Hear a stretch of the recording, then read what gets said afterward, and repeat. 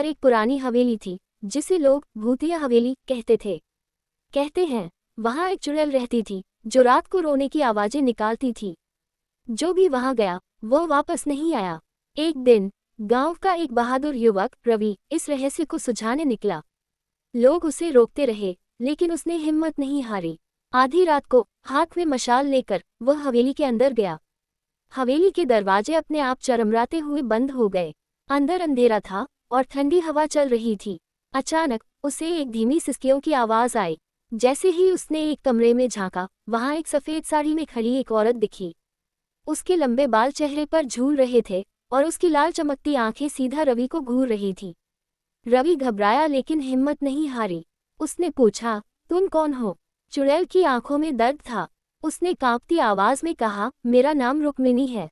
100 साल पहले मेरे पति ने मुझे इसी हवेली में जिंदा दफना दिया था।